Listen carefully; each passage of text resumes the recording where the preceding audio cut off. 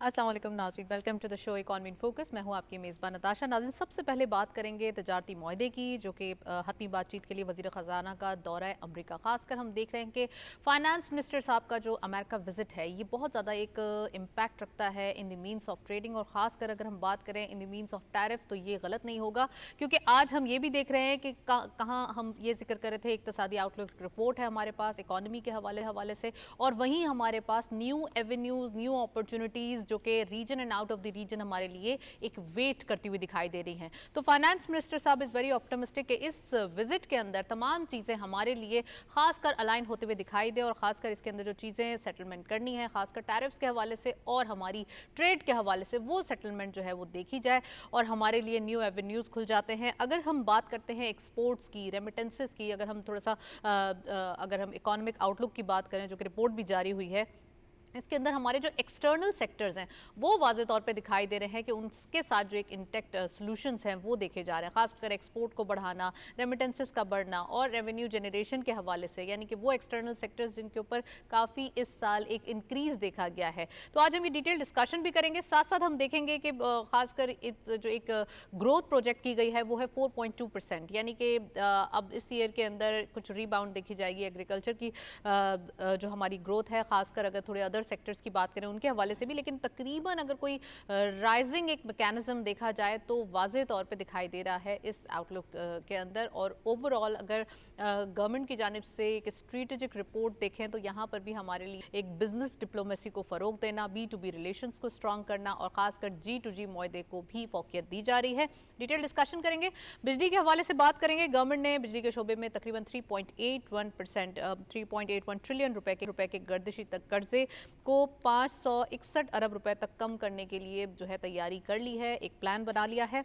आज हम ये भी डिटेल डिस्कशन करेंगे। और तकरीबन 3 माह के लिए बिजली ₹1.75 फी यूनिट सस्ती होने का इम्कान है। तो आज हम बिजली के हवाले से और खासकर सर्कुलर डेट के हवाले से बात करेंगे। तो चलते हैं, अब प्रोग्राम का बाकायदा आगाज़ करते हैं और साथ साथ हमारे पास ओवर जूम जो गेस्ट मौजूद हैं भी वेलकम करेंगे, लेकिन उससे पहले एक रिपोर्ट देखते हैं इकॉनमी के हवाले से, फिर वापस आते हैं, प्रोग्राम का बाकायदा आगाज़ करते हैं।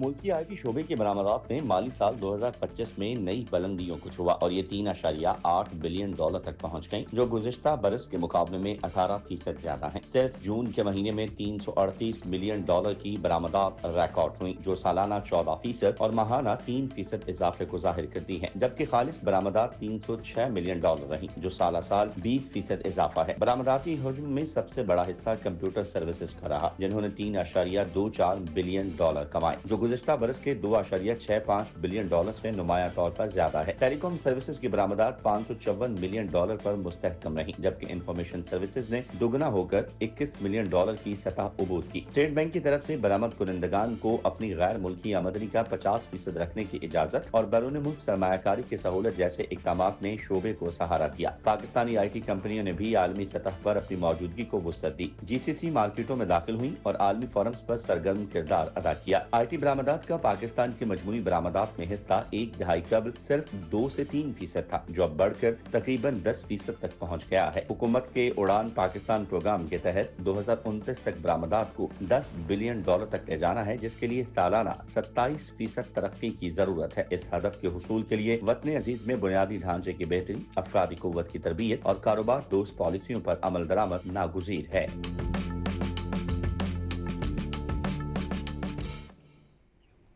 जी, आपने रिपोर्ट देखी और इकॉनमी के हवाले से जो इनिशिएटिव्स लिए गए, खासकर IT सेक्टर जिसको रूल आउट नहीं किया जा सकता, एक सर फहरिस्त सेक्टर दिखाई दे रहा है, जिसकी एक्सपोर्ट में भी एक ज़बरदस्त इजाफा देखा गया है। तकरीबन 3.8 बिलियन डॉलर्स तक जो है ये हमारी एक्सपोर्ट पहुंच चुकी है IT की। तो एक विन विन सिचुएशन है IT सेक्टर के अंदर। इन तमाम चीज़ों पर बात करेंगे। We have a guest over Zoom, Chaudhry Mohammad Akmal साहब हमारे साथ मौजूद हैं। आप इकोनॉमिस्ट भी हैं, एनालिस्ट भी हैं, उनको वेलकम करेंगे। अस्सलाम वालेकुम अकमल साहब, very warm welcome in the program. क्या कहेंगे? सबसे पहले मैं बात करना चाहती हूँ खासकर जो प्राइम मिनिस्टर फाइनेंस मिनिस्टर साहब का जो विजिट है अमेरिका, ये हमारे लिए बड़ा लाइमलाइट में दिखाई दे रहा है। तमाम दुनिया की नज़रें भी इस पे हैं, क्योंकि पाकिस्तान चाहता है कि हमारी ट्रेड, हमारी एक्सपोर्ट हमारी ऑलरेडी सरप्लस में है अमेरिका के साथ, और फिर टैरिफ के हवाले से जो सेटलमेंट्स हैं वो भी हो जाएं और कुछ न्यू अपॉर्चुनिटीज भी मिले, तो क्या आपको लगता है इस बार विजिट के अंदर क्या क्या इम्कानात हो सकते हैं? देखिए, एक चीज तो जो है ना, वो डोनाल्ड ट्रंप साहब के जो है वो मुंह से बार बार आप सुन रही होंगी कि मैंने पाकिस्तान और इंडिया के दरमियान जंगबंदी करवाई और उनको मैंने कहा कि हम आपके साथ ट्रेड करेंगे। तो ये तो तय है कि अमेरिका जो है, इंडिया का तो मुझे पता नहीं है, पाकिस्तान के साथ बहरहाल एक ट्रेड करना चाहता है। और उसमें फाइनेंस मिनिस्टर के इस विजिट से पहले अगर आपको थोड़ा सा याद हो, तो चीफ ऑफ आर्मी स्टाफ को भी जो है ना वो लंच पे इनवाइट किया था जनाब ट्रंप साहब ने। जी और उसके बाद जो बातें हुई है ना, तो उसके ये जो चीजें बाद में फाइनेंस मिनिस्टर का विजिट है या रिसेंटली जो दोबारा एक मरतबा जो है वो इसके ऊपर बात हो रही है, तो ये सारा आउटकम है उन चीफ ऑफ आर्मी स्टाफ की जो विजिट हुआ था उसके बाद का, और इंडिया की वॉर के बाद का ये सारा सिनेरियो है। वरना शुरू में आपको याद होगा कि अमेरिका ने तो बाकायदा इसके ऊपर पाबंदियां लगाई थी तमाम ममालिक के ऊपर, और जो उन्होंने ये आयद किया था सरचार्ज, और उसका बुनियादी फार्मूला ये था कि जिस मुल्क के साथ भी उनकी ट्रेड डेफिसिट में है, तो उसके ऊपर वो ट्रेड डेफिसिट का 50% जो है वो एज ए सरचार्ज जो है वो वसूल करेंगे उस मुल्क से। तो उस हवाले से पाकिस्तान के हिस्से में कुछ 29% के करीब आया कि पाकिस्तान की भी वहां पे ट्रेड में चूंकि सरप्लस है, तो अमेरिका के पॉइंट ऑफ व्यू से अगर हम देखें तो डेफिसिट है, तकरीबन $3 बिलियन का हमारा सरप्लस था जो लास्ट रिकॉर्डेड है। तो इंशाल्लाह इस मरतबा और जो है वो बढ़ेगा। तो अब उस ट्रेड उस सरचार्ज से बचने के लिए जो है वो बहरहाल हर मुल्क कोशिश कर रहा है कि इनके साथ जो है वो ट्रेड एग्रीमेंट साइन हो जाए। अब पाकिस्तान ने जो राहें उसमें निकाली है वो आप अगर थोड़ा सा मैं बताना चाहूँ आपके नाजरीन को कि हम सोयाबीन जो है वहां से इंपोर्ट कर सकते हैं, कॉटन जो है वो हम वहां से इंपोर्ट कर सकते हैं, जो हमारी टेक्सटाइल का मेन कंपोनेंट है। केमिकल प्रोडक्ट्स हैं, इलेक्ट्रॉनिक्स है, इसके अलावा पेट्रोलियम प्रोडक्ट्स हैं। ये वो आइटम्स हैं जो हम अमेरिका से इंपोर्ट कर सकते हैं, जो कि अभी हम इस वक्त दूसरे ममालिक से इंपोर्ट कर रहे हैं। तो अगर हम दूसरे ममालिक के बजाय अमेरिका से इंपोर्ट करेंगे तो हमें और ज्यादा मार्जिन मिलेगा कि हम अमेरिका को अपनी एक्सपोर्ट्स बढ़ा सकें, जिनमें जिनमें टेक्सटाइल की जो एक्सपोर्ट्स हैं वो सर फहरिस्त है। और उसमें उसके बाद राइस हैं, मैंगोज हैं, स्पोर्ट्स गुड्स, सर्जिकल है, नमक वगैरह। तो इतने सारे आइटम्स हैं जो हम अमेरिका को एक्सपोर्ट कर सकते हैं। तो पाकिस्तान और अमेरिका के दरमियान एक बहुत ही वसी जो है वो बैकग्राउंड हमारे पास मौजूद है, जिसमें जो है ना हम अपनी तिजारत को, दो तरफा तिजारत को बढ़ा सकते हैं, जिसमें हमारी अमेरिका को एक्सपोर्ट्स में भी काबिल जिक्र इजाफा होगा और हमारी अमेरिका से इंपोर्ट्स में भी इजाफा होगा, और इंपोर्ट दूसरे मुल्कों के मुकाबले में कम कम हो जाएगी। जाहिर है ओवरऑल तो इंपोर्ट्स अच्छी नहीं होती किसी भी मुल्क के लिए, क्योंकि वो ट्रेड डेफिसिट का बाइस बनती है। लेकिन अगर हम अल्टरनेटिवली जो है वो बजाय इसके कि जो जैसे कॉटन है या दीगर जो प्रोडक्ट्स हैं, इससे पहले हम दूसरे मुल्कों से मंगवा रहे थे, अगर हम जो है वो अमेरिका से मंगवा लेते हैं, तो that will be a win win situation. और इसी चीज को फाइनलाइज, माफ कीजिए, इसी चीज को जी जी। फाइनलाइज करने के लिए है ना, अब ये रिसेंट जो है वो दौरा हो रहा है, और जिसमें मुझे यकीन है कि हमारे टैरिफ में ना सिर्फ ये कि खातिर ख्वाह कमी होगी, बल्कि पाकिस्तान से जो टेक्सटाइल की जो प्रोडक्ट्स हैं, अमेरिका उसको मंगवाने में बहुत ज़्यादा जो है वो दिलचस्पी लेगा। क्योंकि एक तरफ अगर वियतनाम की बात की जाए या ठीक बांग्लादेश है। की बात की जाए, तो राइट। वो चाइना की। अकमल साहब, एक चीज़ और ऐड ऑन करना चाहूँगी मैं, और आपसे पूछना भी चाहती हूँ कि जो लिथियम है मिनरल हमारे पास ऑफ कोर्स ये मौजूद है, और माइनिंग सेक्टर में हमारे लिए बड़ी अपॉर्चुनिटी होती है कि अगर अमेरिका इस चीज़ को देख रहा है और ख़ासकर पाकिस्तान के माइनिंग सेक्टर में भी इन्वेस्टमेंट करना चाहता है, और दूसरा बैटरीज के हवाले से आपको पता ही है कि लिथियम की यूजेज है। तो क्या लग रहा है आपको, कितना ज़्यादा एक इंटरेस्ट जो हो सकता है, पाकिस्तान इस हिसाब से अपने आप को कैसे मार्केट कर सकता है, और हमारी वैल्यूएशन कितनी स्ट्रांग हो सकती है? अगेन मैं कहूँगा ना कि अगर आपकी नीयत साफ है तो मंजिल बहुत आसान हो जाती है। और अल्हम्दुलिल्लाह हमारी जो मौजूदा हुकूमत है और जो हमारी जो जो फौजी लीडरशिप है, उनकी जो है ना वो नीयत पाकिस्तान को मजबूत बनाने की है। और इसीलिए अल्लाह ताला भी जो है ना वो मदद कर रहा है। और ये माइंस एंड मिनरल लिथियम, जिसे 2 साल पहले तक शायद कोई इतनी इंपॉर्टेंस भी नहीं देता था, अब देखें अल्हम्दुलिल्लाह हमारे पास लिथियम के इतने जखायर हैं कि अमेरिका जो है वो ऑटोमेटिकली अट्रैक्ट हो रहा है। दीगर जो ममालिक हैं वो भी हमारे जो माइंस एंड मिनरल्स के ऊपर जो है ना वो अट्रैक्ट हो रहे हैं। नमक तो वैसे ही हम पहले ही बहुत ज्यादा जी जी। प्रोड्यूस कर रहे हैं, इसके अलावा रेयर अर्थ मिनरल्स में भी पाकिस्तान का बलूचिस्तान और जो केपी के इलाके हैं वो इससे बहुत ज्यादा जो है वो मतलब अल्लाह ताला ने बहुत यहाँ पे खजाने दिए। और इस वक्त अगर मैं आपको बताऊं कि चाइना जो है ना वो वाहिद मुल्क है जिसके पास रेयर अर्थ मिनरल सबसे ज्यादा दुनिया को जो है वो भिजवा रहा होता है। रेयर अर्थ मिनरल जो है ना ये यूज होते हैं ये इलेक्ट्रॉनिक्स आइटम में, ये जो कैपेसिटर बनते हैं, इसके जो आईसीज वगैरह बनते हैं, लैपटॉप्स की स्क्रीनें और जी बैटरीज, जी। तो मल्टीपल चीजें जो लेटेस्ट आइटम्स हैं उनमें ये सारे के सारे जो है ना वो चीजें यूज होती हैं, जो कि चाइना इस वक्त सबसे बड़ा प्रोड्यूसर है। और आपको याद होगा कि चाइना ने अमेरिका ने जब इनके ऊपर लगाया था टैरिफ, तो चाइना ने जवाब में यही मिनरल्स जो है ना उसकी एक्सपोर्ट बंद करने की जो है वो उनको बात की थी। तो ये चीजें हमारे पास भी अल्हम्दुलिल्लाह वाफिर मिकदार में मौजूद हैं। और आने वाला वक्त जो है ना इंशाल्लाह पाकिस्तान के माइंस एंड मिनरल्स के बूम का है, हमारी एग्रीकल्चर के बूम का है, और साथ ही साथ आईटी की जो आपने बात की उसके बूम का है।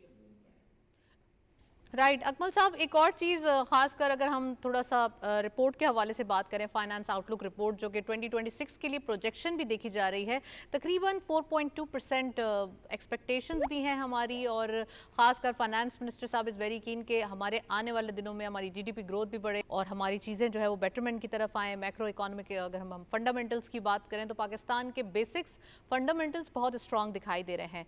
तो आपका टेक इस पर भी चाहूँगी कि तरक्की की शरह में ऑलरेडी इजाफा हो रहा है, रेमिटेंसेस बढ़ चुके हैं, इन्फ्लेशन कम हो चुकी है, और खासकर अगर हम बात करें इंटरेस्ट रेट के हवाले से तो कल वो भी एक न्यू अनाउंसमेंट होगी।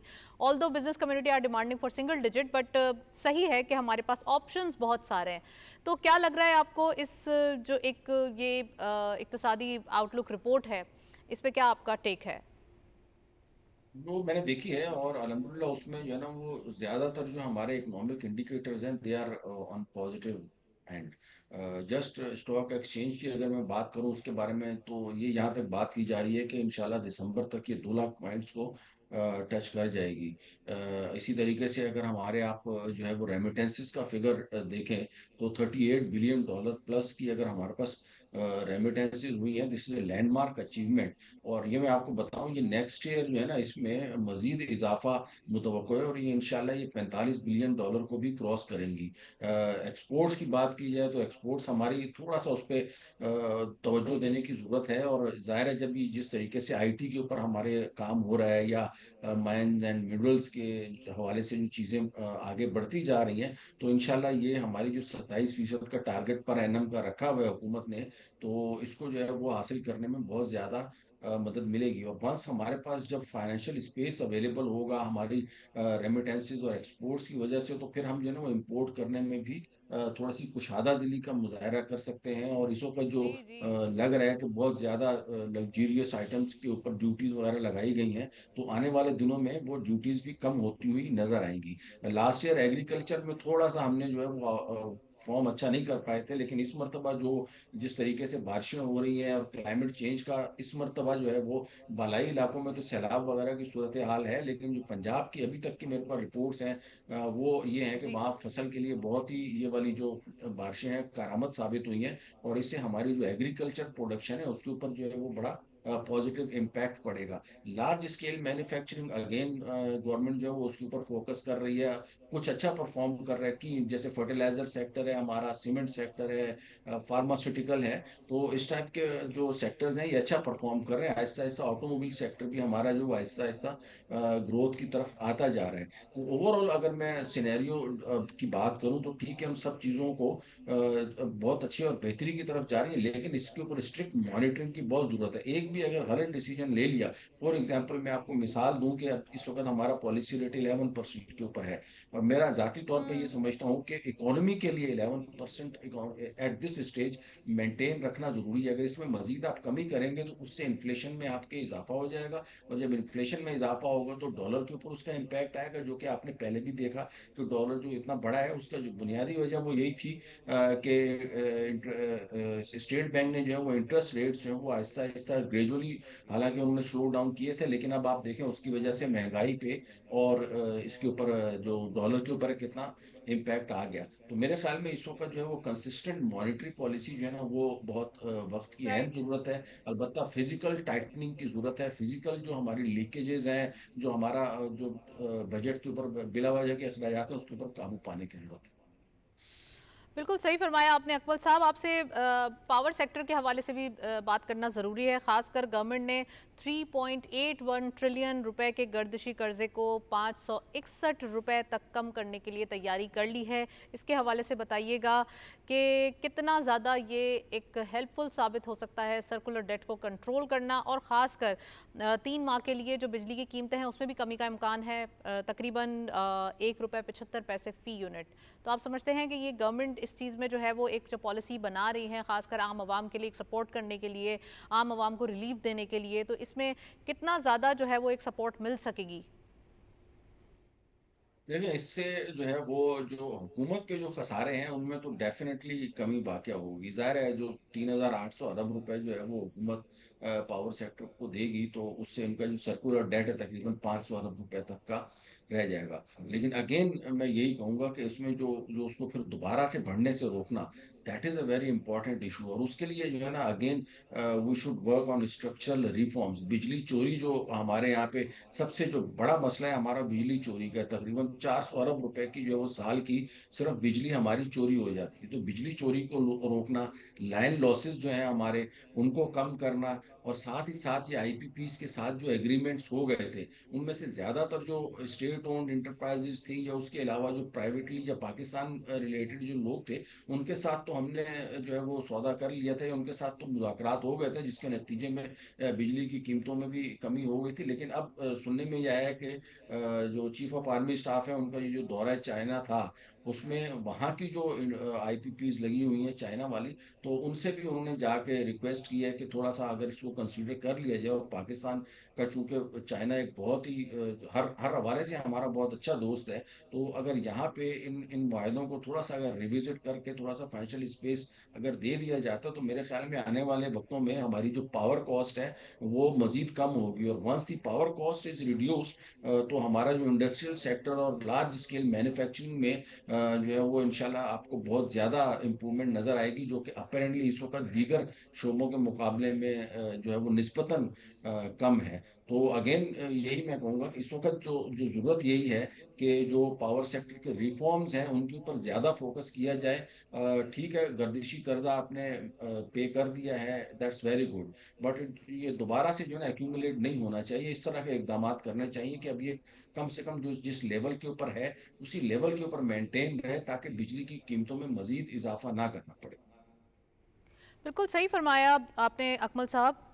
एक चीज़ और जो मैं फाइनेंस मिनिस्टर साहब के हवाले से ही पूछना चाहूँगी कि ये फाइनल डायलॉग हो, तो आपको लगता है कि इस बार जो हमारे लिए एक न्यू डोर्स हैं वो भी ओपन हो सकते हैं? लाइक अगर हम टेक्सटाइल की बात करें, यूरोपियन मार्केट्स हमारी जो है वो बहुत ज़्यादा ऑलरेडी जीएसपी प्लस स्टेटस के जो है वो एक्सटेंशन के ऊपर है, और दूसरा ये कि हमारी जो बिजली के प्राइसेस हैं उसमें भी अब कमी की जो कोशिशें हैं वो गवर्नमेंट की जानिब से की जा रही हैं, आईपीपीस के मसाइल वो भी सोल्यूशन की तरफ हैं, ऑलरेडी ये सर्कुलर डेट जो आपने अभी बताया ये भी हमारे सोल्यूशन की तरफ है, और ऑफ कोर्स इसमें कोशिशें की जाएंगी। ऐसा नहीं है कि ये एक दिन के अंदर अंदर हल हो जाएगा, बट इट टेक्स टाइम। लेकिन अगर थोड़ा सा कट एंड शॉर्ट हम बात करें तो ये थोड़ा सा सोल्यूशन की तरफ ही है।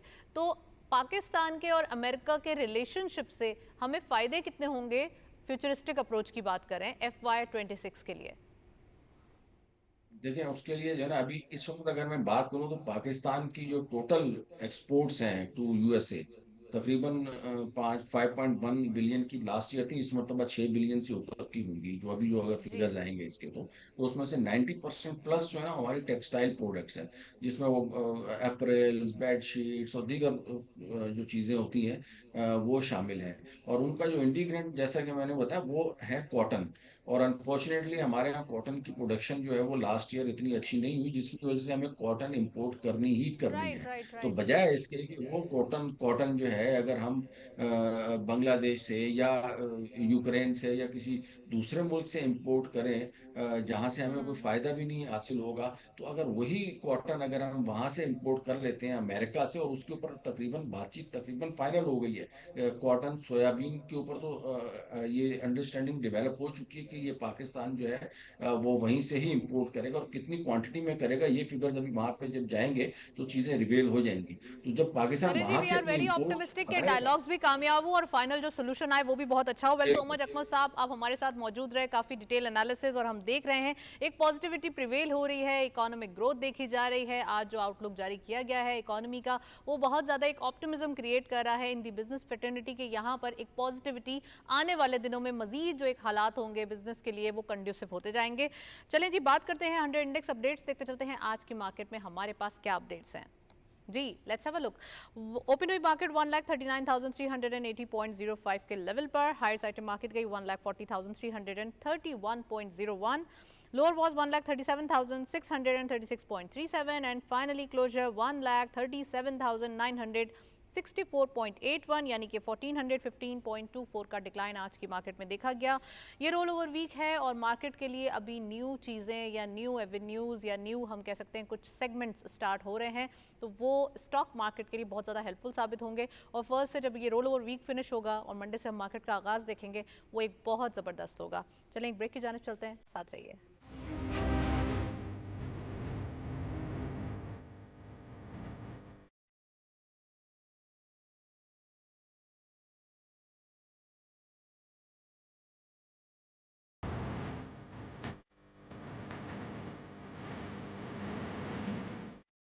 वेलकम बैक नाजरीन। हम देख रहे हैं पाकिस्तान स्टॉक एक्सचेंज में जहां तेज़ी देखी जा रही है, वहीं नई एवेन्यूज़ या हम कह सकते हैं न्यू एक जो अपॉर्चुनिटीज़ हैं वो भी आ रही हैं।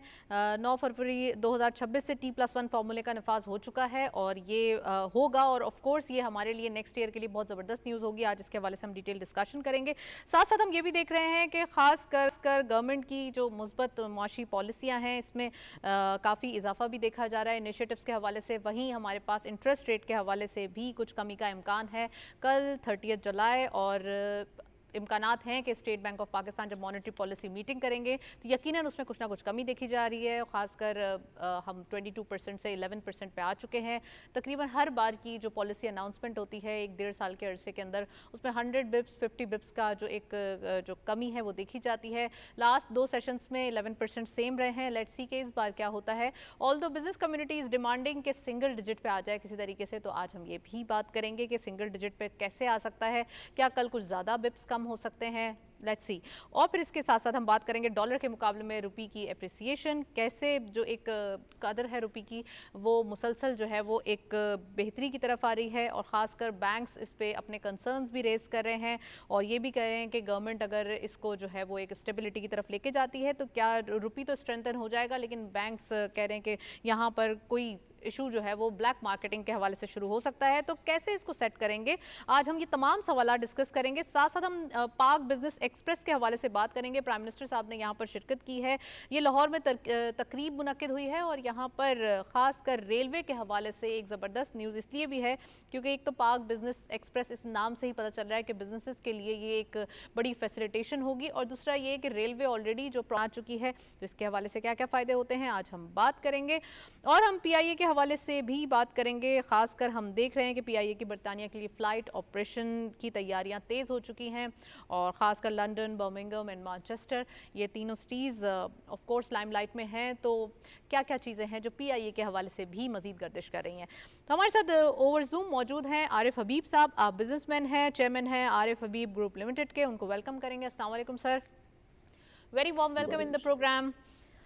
क्या कहेंगे सर? सबसे पहले मैं आगाज़ करूंगी। ख़ासकर हम देख रहे हैं कि गवर्नमेंट की एक मुस्बत पॉलिसीज़ हैं, इंटरेस्ट रेट में कमी करने की कोशिशें भी की जा रही हैं, इन्फ्लेशन ऑलरेडी कम हो चुकी है हमारे पास, और कल पॉलिसी अनाउंसमेंट है। तो आपकी क्या टेक है? नहीं, जिस तरह आपने कहा कि अब तो जो है हालात फेवरेबल हैं। हमारा इन्फ्लेशन रेट जो है वो कम है, और फिर जो फोरकास्ट है पूरे साल की, वो भी यही है कि 6 से 7% के दरमियान का जी इन्फ्लेशन की जो है वो फोरकास्ट है। तो इसको देखते हुए गुंजाइश तो जो है वो ये बनती है कि इसको सिंगल डिजिट में जो है वो लाया जा सकता है। और उसमें ये है कि एनालिस्ट का ये ख्याल भी है कि जो है जल्द या बदेर जो है ये सिंगल डिजिट में आ जाएगा।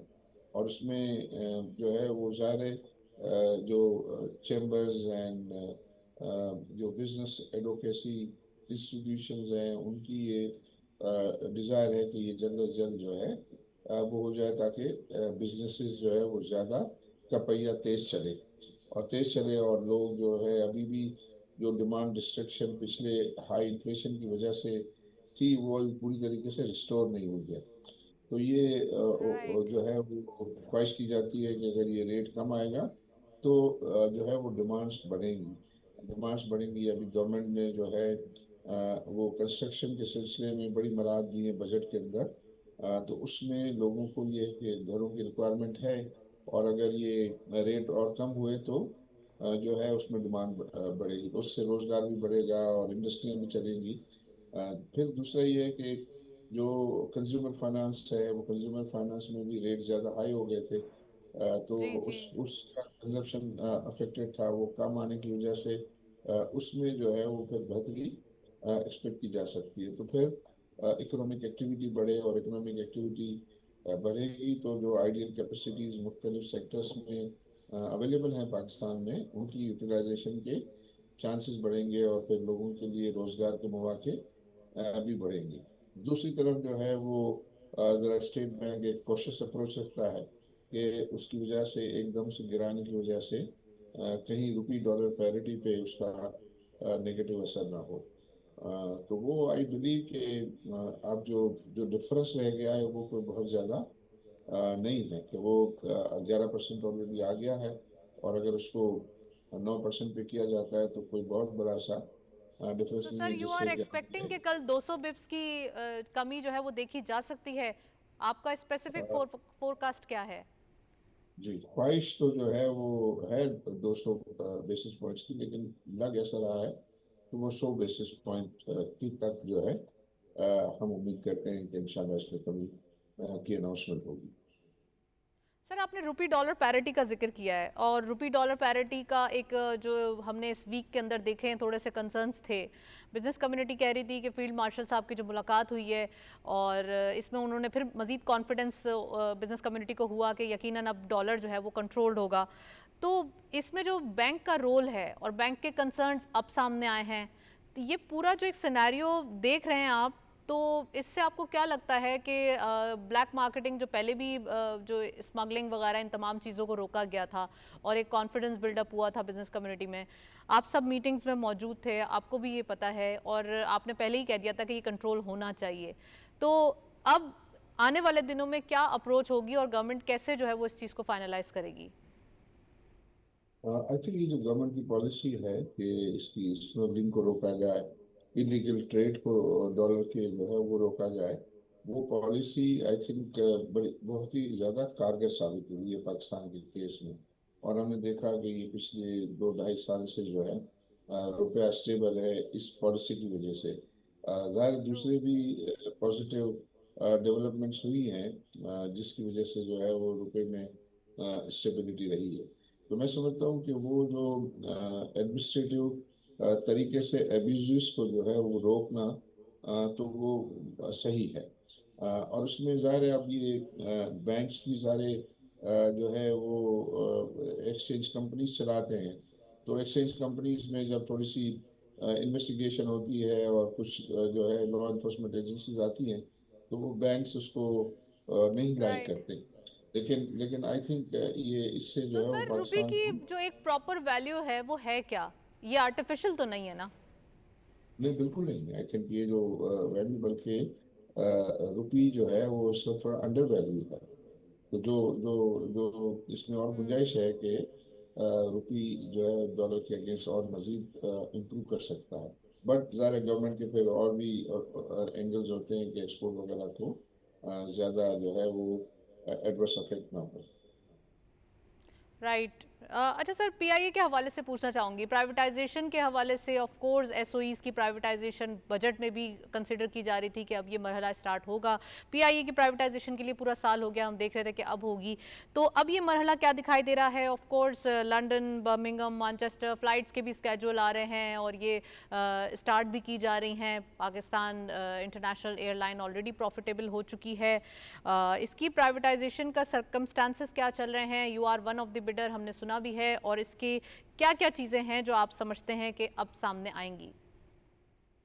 आई थिंक इसका, जिससे आप सबको पता है कि ईओआई का मरहला जो है वो पूरा हो गया, और उसके बाद फिर एसओपीज जो है, स्टेटमेंट ऑफ क्वालिफिकेशन जो है सबमिट हुए, और फिर यह है कि अब जो है वो 4 ग्रुप्स प्री क्वालिफाई हो गए हैं, वो अब बिड के लिए जो है वो क्वालिफाइड हैं।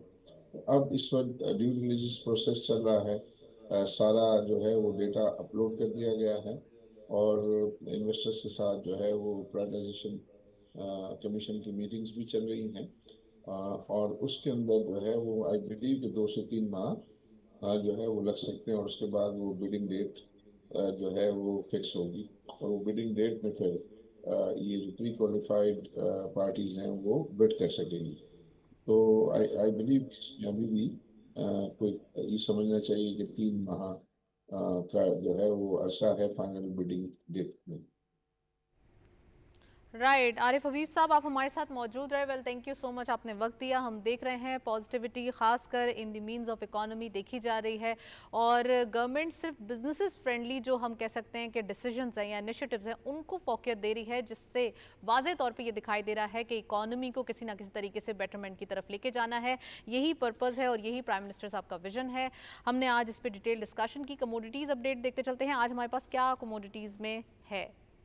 सबसे पहले हमारे पास गोल्ड की पर तोला प्राइस 3,51,573 रुपीज़, ये लोकल मार्केट के रेट्स हैं गोल्ड पर तोला, जबकि गोल्ड पर 10 ग्राम 3,01,738 रुपीज़ देखे गए हैं। इंटरनेशनल गोल्ड रेट पर आउंस $3,315.08, ऑयल WTI पर बैरल $66.79, ऑयल ब्रेंट क्रूड पर बैरल $70.1।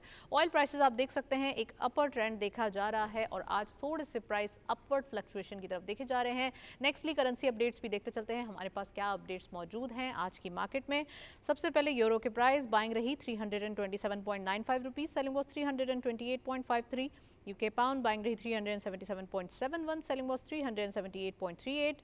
US dollar buying रही 283.1, selling was 283.6.